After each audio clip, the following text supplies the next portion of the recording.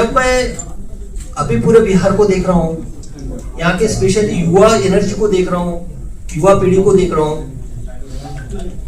तो बिहार के आने वाले 10 साल में दशा और दिशा कई सारे सवाल मेरे सामने पैदा करती है, मुझे सोचने पे मजबूर करती है। तो मुझे लगा कि सिर्फ सेवा में रह के मैं अपने आप के ग्रोथ से ज्यादा जिस माटी का कर्ज मेरे ऊपर है उसके तरफ क्यों ना एक कदम उठाऊं, क्यों ना वो बिहार की दशा और दिशा में जो युवा ऊर्जा है, युवा एनर्जी है, उसको चैनलाइज के तौर पे एक माध्यम बनूं। तो फिर मैंने डिसाइड कर लिया कि निस्वार्थ सेवा देनी है। एग्जाम्पल के तौर पे बता दूं, अभी परसों रास्ते से जा रहा था, एटीएम के बाजू में एक सिक्योरिटी गार्ड खाना खा रहा था।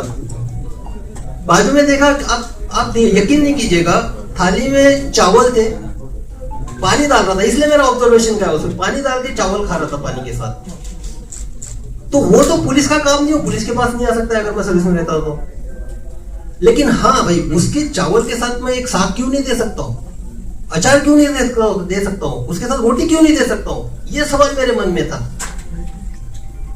तो मैंने सोचा कि त्याग करना चाहिए, इसलिए मैंने निर्णय लिया कि सर्विस से इस्तीफा देना चाहिए।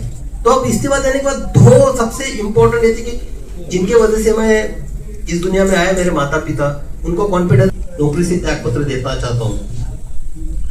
जैसा यहाँ पे हर कोई सोचता है, माँ का पहला रिएक्शन ये था कि अरे तुझे पेंशन तो मिलेगी ना। तो मैंने बोला नहीं, पेंशन के लिए तो मुझे और 2 साल वेट करना पड़ेगा। तो बोले 2 साल, लेकिन तुम अभी क्यों करना चाहते हो? मैंने बोला कि नहीं, मेरी अंतरात्मा की आवाज है ये कि मुझे अभी करना चाहिए, ये सही समय है।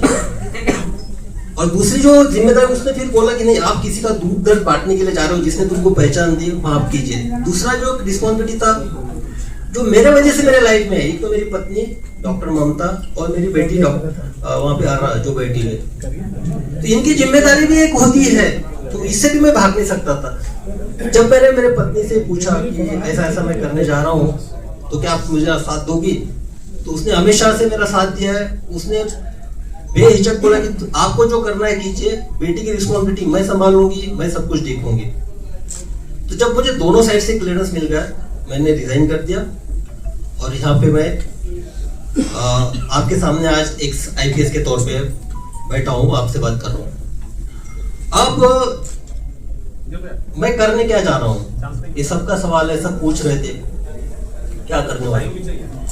तो मैंने पहले बताया था कि बिहार की जो दशा और दिशा 10 साल के बाद मुझे दिखाई दे रही है, वो मुझे बेचैन करती है, डिस्टर्ब करती है। लेकिन आप देखिएगा कि युवा एनर्जी, बिहार की युवा एनर्जी, आप ब्यूरोक्रेसी से लीजिएगा, देश के ब्यूरोक्रेट्स देखिएगा, IAS से लेके देखिएगा, डॉक्टर इंजीनियर देखिएगा, army, navy, air force, specialised scientist, सब तरह देखिएगा, सब तरफ आपको बिहार की युवा दिखेगा, बिहार का टैलेंट दिखेगा। वाइफ मेरी एक इंडस्ट्री चलाती है, वहां पे जब भी स्किल्ड काम होता है या तो हार्डवर्क का काम होता है, वहां पे बाकी लोगों की हिम्मत नहीं